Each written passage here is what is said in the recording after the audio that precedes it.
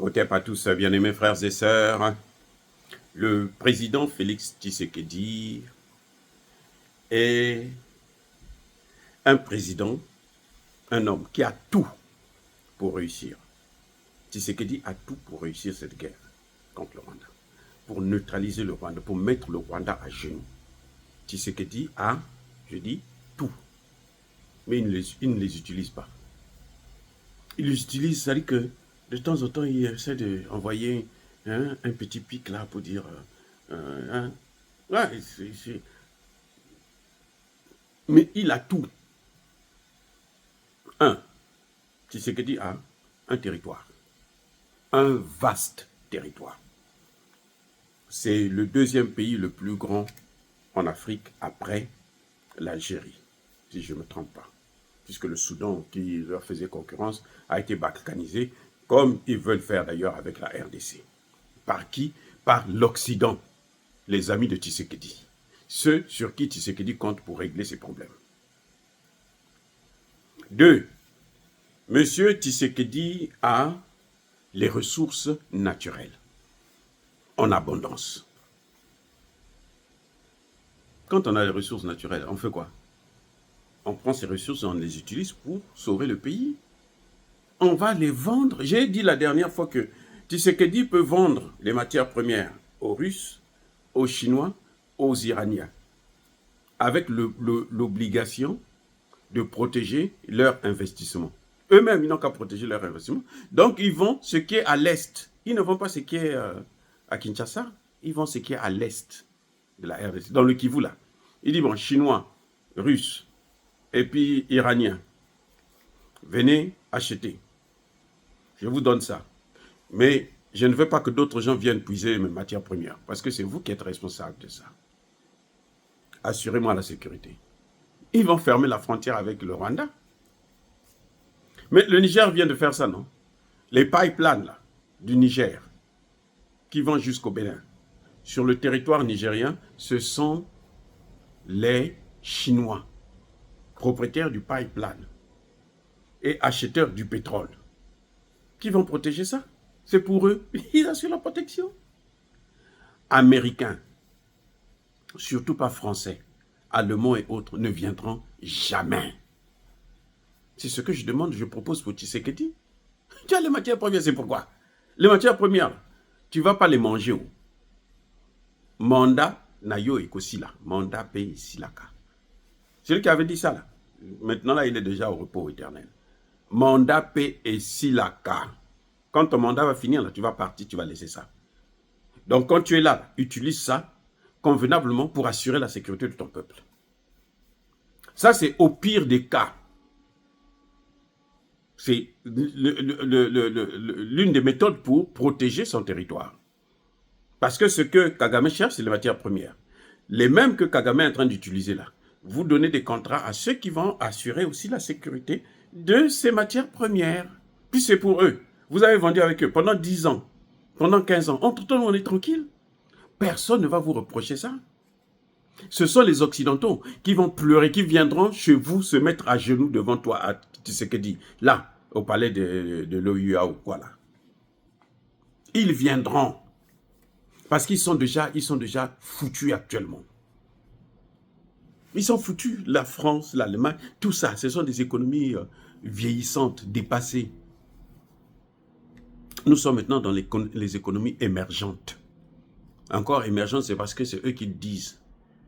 Mais sinon, c'est les meilleures économies du monde actuellement. La Russie est la 4e puissance du monde sur le plan économique. La Chine, les États-Unis, l'Inde et la Russie. La Russie a en moins de 3 ans a dépassé le Japon, l'Allemagne, la France, même pas.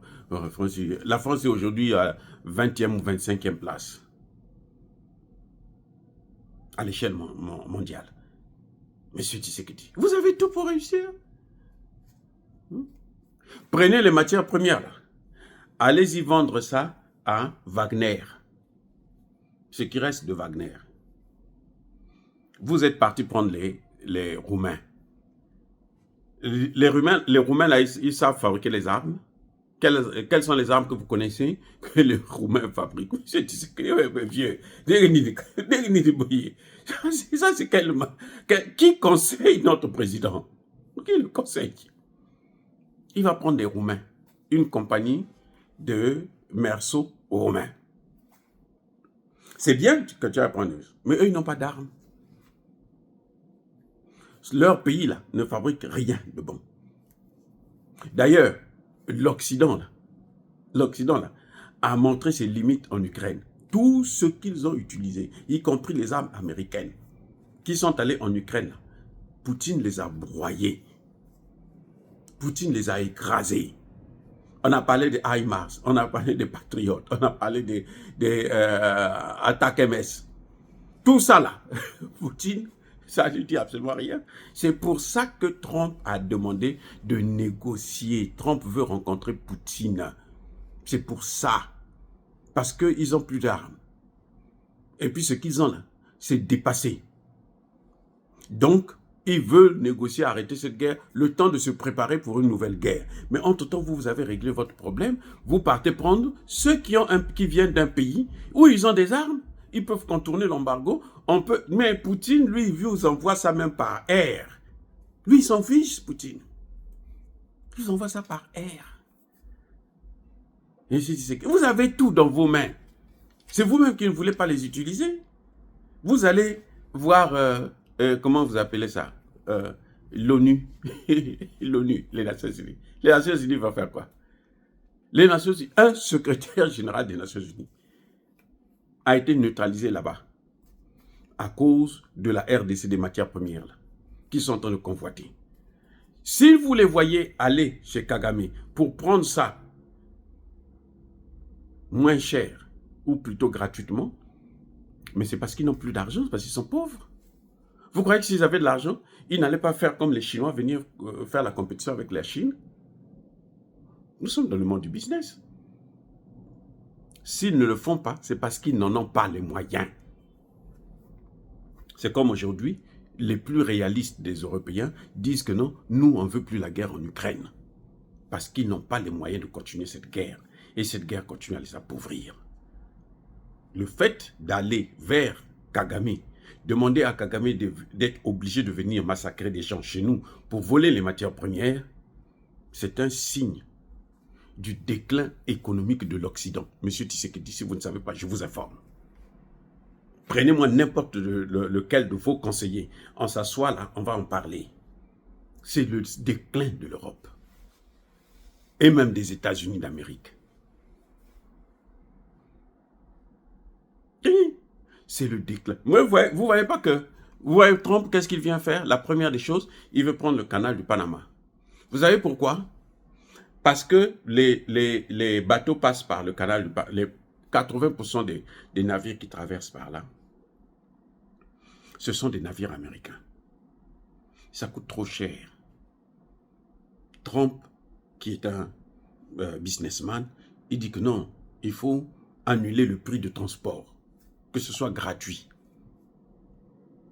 Comme ça, ils vont récupérer, c'est de l'argent qu'ils vont récupérer, c'est des milliards par an. Il veut aller prendre le Groenland, là. C'est pourquoi? À cause des matières premières. Mais tu sais que mais toi, tu as tout. Aujourd'hui, ce n'est plus comme hier.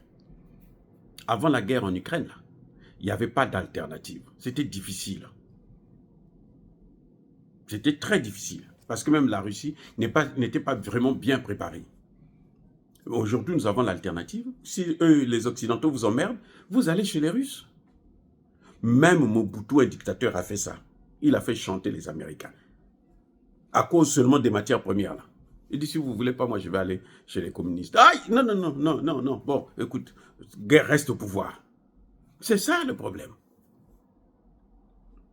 Au lieu de courir, Nations Unies, nous, on attend des sanctions, prenez des sanctions contre Kagame, machin. Ils s'en fichent éperdument. Vous prêchez dans le désert. Avec des bandits comme ça, il faut leur imposer, leur opposer le banditisme aussi. Avec des bandits, il faut leur opposer le banditisme. Kagame n'entend que ce langage-là. Vous avez quoi? Qu'est-ce qui vous manque? Les hommes? Attendez, le Congo, c'est 120 millions d'habitants. Je répète, 120 millions d'habitants. Vous avez tous ces jeunes-là qui chantent là. Demandez de les recruter tous dans l'armée. 80% vont venir. Pourvu que vous assurez l'équipement. Et l'équipement assuré là, c'est avec la Russie. Vous voyez le Mali, le Burkina, le Niger. Le Niger, le président du Niger, il dort dans la même maison qu'Emmanuel Macron. Vieux Tshisekedi. Tiani là, le général Tiani là, il dort dans la maison de Macron. Quand Macron se couche là avec sa vieille là, lui il attend de les observer. Il attend de les filmer. À cause de qui? Mais à cause des Russes. Ils ont seulement acheté. Mais eux, ils sont plus pauvres. Parce que Tiani a pris le pays là. C'est-à-dire qu'il n'y avait rien du tout. Il n'y a même pas de monnaie d'ailleurs. Dans la zone là, il n'y a pas de monnaie. Le CFA, ce n'est pas pour nous, c'est pour les Français. Vous avez déjà une monnaie au moins. Au moins ça, vous avez déjà une monnaie. Donc vous n'avez pas de problème pour commercer avec les autres. Non. Qu'est-ce qui vous manque? Une armée? Mais l'armée congolaise, la 8e armée d'Afrique, qui est en train d'échouer devant une 30e ou 25e armée du continent. Déjà, ce n'est même pas une armée. Vous avez vu que le Rwanda avance là par la défection, par la manipulation, par la corruption. Ça, ce n'est pas une armée. Si c'est le face-à-face, là, ils ne peuvent pas tenir. C'est un peu comme l'armée américaine, l'armée française et les autres. Eux, ils viennent là où, bon, c'est comme tu tapes un petit enfant, tu es un peu essoufflé, mais tu l'as tapé quand même. C'est ton fils, mais tu es essoufflé quand même parce que tu le tapes. Mais le jour que tu auras quelqu'un qui aura la même force que toi, c'est fini, tu seras massacré. C'est ce qui est en train de se passer en Ukraine. Tous les pays occidentaux là ont été calcinés. Donc vous partez prendre des mercenaires roumains. C'est pour apporter quoi? C'est juste le cinéma qu'ils sont en train de faire là. Ça, c'est rien. Ils ne vont rien faire de spécial. Donc, le président Tshisekedi est lui-même à l'origine des problèmes du Congo. Parce qu'il ne veut pas utiliser toutes les armes qui sont à sa disposition. La Bible le dit, hein. Lui qui est chrétien, il devait savoir ça, la Bible. Utiliser toutes les armes pour combattre l'ennemi. La Bible dit, utiliser toutes les armes pour combattre l'ennemi. Pourquoi Tshisekedi ne veut pas utiliser ce qu'il a dans ses mains, ce qui lui appartient? En tant que président de la République, il a le droit d'utiliser toutes ses armes. Il peut même déclarer la guerre au Rwanda. Amener cette guerre-là sur le sol rwandais, le petit Rwanda là. Si vous amenez, vous faites même seulement les civils, vous prenez des civils congolais là, vous prenez 5 millions, 10 millions, allez rentrer au Rwanda. Vous allez voir comment ça va paniquer là-bas. Donc arrêtez de jouer. Monsieur le Président, arrêtez de jouer. Allez, soyez bénis, abondamment bénis par le Dieu des Kémites et par nos ancêtres angélisés, mais que tous ceux qui persécutent le continent africain le pillent et le déstabilisent, qu'ils soient noirs, blancs, chinois, arabes, juifs, indiens ou qui qu'ils soient punis, maudits, foudroyés, neutralisés, écrasés, effacés par le Dieu des Kémites et par nos ancêtres angélisés. Vive l'Afrique éternelle, j'ai dit et j'assume.